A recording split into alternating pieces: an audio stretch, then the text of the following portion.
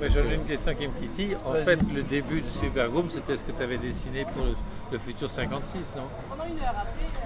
Parce qu'à la fin du 55, ça annonce un cauchemar nazi. Ouais, non. Hollywood. Cauchemar nazi. Hollywood. Cauchemar nazi, cauchemar nazi. Et ça commence bien comme ça, le Super Groom. Je me suis dit, tiens, est-ce qu'il a repris son début qu'il avait prévu pour autre chose? Là, je pense que c'est Fabien qui a la réponse à cette question-là, parce que le scénario du 56 a été écrit entièrement. Ah, complètement. Ah, oui. En tout cas, oui, je pense que Fabien, en tout cas le synopsis a bien détaillé, avec certainement des scènes et tout. Moi, j'avais commencé à travailler sur des personnages, sur des designs de personnages. Et il s'agissait effectivement d'un album dans lequel Spirou et Fantasio se retrouvent sur un tournage un peu cauchemardesque, un peu à la Apocalypse Now, quoi, à la Coppola, où il se retrouve sur un tournage avec un réalisateur un peu psychopathe, et puis des acteurs et tout merde dans le truc. Comme Super Groom démarre un peu pareil sur le cadre d'un tournage, voilà, je me suis posé la question. Mais la véritable initiative de ça, c'était cet album 56 qui devait être sur un tournage, etc. Le seul problème, c'est qu'on était en train de travailler là-dessus. Quand on apprend que le film va sortir et que la bande dessinée tirée du film, c'est sur un tournage de cinéma. Et que c'est notre éditeur attitré sur Spirou qui a donné son autorisation pour faire ça. Le 56, on ne le fait pas, on fera autre chose. Et puis entre-temps, du coup, il y a l'histoire Super Groom qui s'est présentée. Il a dit, on va bosser sur Super Groom, moi j'ai des idées, tout, bim bim, et donc c'est parti là-dessus pour Super Groom. Bon, voilà. Donc ça se chevauche. A priori, Super Groom se passerait entre le 55 et le 56. On va dire ça comme ça. On peut. En fait, le 56 devait, à la fin du 56, on devait avoir Spirou qui prenait sa retraite. Voilà, qui disait, moi maintenant, j'en ai ras-le-bol de partir en aventure et tout. J'ai envie d'autre chose, j'ai envie de calme. Après c'est Suite Franck, voilà, c'est ça. Ouais, j'ai envie de collectionner des papillons et d'ouvrir une école de crochet. Donc l'accueil de Super Groom pour l'instant il est plutôt positif. Quels sont les retours au niveau du concours qu'il y a eu dans le journal là, sur la création des... Je suis assez impressionné parce qu'on a eu plus de 80 réponses, propositions sur des personnages. Et des trucs bien sûr des fois, puisqu'il va y avoir des gagnants et il y a des trucs, mais voilà, non, j'étais étonné, je pensais qu'on recevrait 10 dessins quoi, donc il y a bien des personnages qui vont proposés par les lecteurs qui vont être réutilisés dans le... Oui, bien sûr, oui, sûrement, ouais. Je sais pas où ça en est maintenant parce que je pense que c'est surtout Fabien qui s'en est occupé avec le journal. Moi, je suis un peu le nez dans les planches du concours. Moi, je suis vraiment plus le nez dans les planches. J'ai vu des dessins, je les ai regardés comme ça, j'ai vu qu'il y avait des trucs bien, mais je crois que c'est Fabien qui s'en occupe plus que moi d'ailleurs. Est-ce qu'on peut, au travers de Super Groom, espérer revoir des ennemis habitués de la série, du type Poppy Bronco en sbire d'un grand méchant ou Zorglub, parce qu'il correspond parfaitement à l'archétype du super méchant mégalomane, égocentrique, machiavélique. Il y a des chances qu'on recroise Poppy Bronco, enfin je pense, parce que c'est un personnage qu'on a créé, qui fait partie de notre univers à nous. Et qui colle parfaitement à l'univers qui colle bien aussi, et puis voilà, qui pop à un moment donné, puis qui disparaît brutalement souvent. Comme dans les comics, les passeports voilà, à mourir. Voilà, exactement, et ça c'est quand même bien fun. Poppy Bronco revient chez il revient toujours, je sais pas comment, a priori il est mort, mais bon, il revient. Poppy Bronco, ça c'est bien possible. Par contre, les personnages comme Zorglub, Zantafio, etc., pour le moment, je pense qu'on va faire l'impasse là-dessus et les laisser vraiment à l'univers Spirou. Ouais.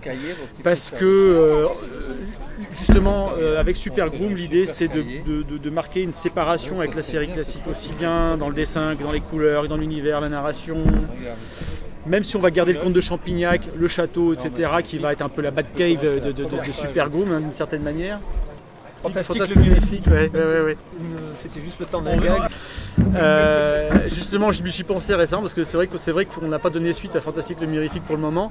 Par contre, moi j'ai proposé à Fabien plein de personnages avec des super pouvoirs bien débiles. Donc moi quand je pars dans des trucs comme ça, je vais assez dans le gros trait, quoi. Par exemple, il y a un personnage, il se transforme en homme de bois. Alors c'est super, mais c'est emmerdant aussi parce que il fout le feu et il crame quoi. Mais tu vois, mais t'imagines ça pourrait arriver, le mec son pouvoir il se transforme en bois. Alors c'est bien hein, parce que bon il est quand même costaud et tout quoi. Mais il a des problèmes. Donc j'ai inventé des personnages comme ça. Il y en a un, c'est un jeune surfeur qui a le pouvoir de maîtriser l'humidité qu'il y a dans l'air. Donc il a toujours un surf, il est habillé avec un short et puis il vole sur une espèce de vague comme ça. Voilà, bon, c'est un peu un branleur. Mais j'ai plein de personnages comme ça que j'ai proposé à Fabien. Sauf que Fabien, lui, est beaucoup plus sérieux que moi et il trouve qu'il ne faut pas être trop caricatural non plus. Donc bon, je sais pas si on va tous les voir. J'aimerais bien. C'est marrant. Bon, il y a un homme chauve-souris, mais une vraie chauve-souris pour le coup, un peu donc. Alors il y a Sécotine qui pour le coup, j'ai proposé aussi un personnage avec Sécotine qui serait du coup un peu une autre dans la team Super Groom quoi, qui pourrait à un moment donné intégrer ou en tout cas la Batgirl. Voilà. Alors mais du coup sur son nom, Sécotine qui est semble-t-il une marque de colle de glu en Belgique dans les années 50-60, même en France. Quand j'avais 10 ans, je collais les trucs avec la Sécotine. Donc pour le coup, elle va avoir un petit costume, etc. et des pistolets à glu quoi. et voilà, ça pourrait être un peu fun à faire aussi quoi. Donc bon, c'est vraiment prévu sur le long terme. Ouais, j'ai dû inventer une dizaine de personnages. Il y en a un, il a un pouvoir, c'est de faire pousser les cheveux ou les poils sur les gens, mais même à l'intérieur du corps. Donc ça, il peut te faire pousser du poil dans la bouche. Et t'étouffer avec et tout ça. Et le type, il est milliardaire parce qu'en fait, du coup, il utilise son truc pour faire repousser. Enfin, il a inventé une manière de faire repousser les cheveux aux gens. Donc tu vois, c'est un chirurgien du cheveu de renommée internationale, planétaire, quoi. Mais à côté de ça, il a un super pouvoir quand même que les gens connaissent pas trop. Mais, on sait pas trop si c'est un gentil ou un méchant. C'est voilà. Mais voilà, j'ai plein de trucs comme ça pour Super Groom. Donc ça va quand même être assez déjanté Super Groom. Bah j'aimerais bien, maintenant il faut si Fabien Wellman suit. Si Fabien accepte. Moi c'est ce que j'avais aimé dans les Géants pétrifiés, c'était le côté déjanté de cet album que je trouve vraiment. Et que en fait on en parlait, c'est le seul album qui ose ce genre de choses. Les autres sont assez sérieux, même s'ils essayent une sorte d'humour différent, un graphisme différent. Il a vraiment son ton et son graphisme. Ah oui, moi j'adore cet album parce que je trouve qu'on rigole. Moi c'est mon one shot préféré. Surtout c'est l'un de ceux que je préfère aussi. Quand il y a les serveurs avec les dragons qui arrivent, les mecs qui sont là. Et l'autre folle qui se précipite dans les bras. Et d'ailleurs, j'avais une question concernant les Géants pétrifiés. Vous l'avez intégré dans la série mère? Non, c'est toujours le numéro 1 des one shot. Non, mais en prenant un personnage qui était Martin. Ah Martin, oui, c'est vrai que d'une certaine manière. Ouais, il y a Martin, c'est vrai qu'on a gardé. J'aime bien Martin. Il était rigolo, c'est marrant. La folle, l'hystérique, la fille hystérique, je sais plus comment elle s'appelait. L'assistante du milliardaire là. Ah, elle était excellente. Ouais. En plus, elle a un look. Bah, je voulais faire une espèce de panthère complètement.